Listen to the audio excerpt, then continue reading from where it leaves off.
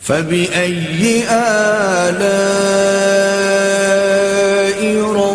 ربكما تكذبان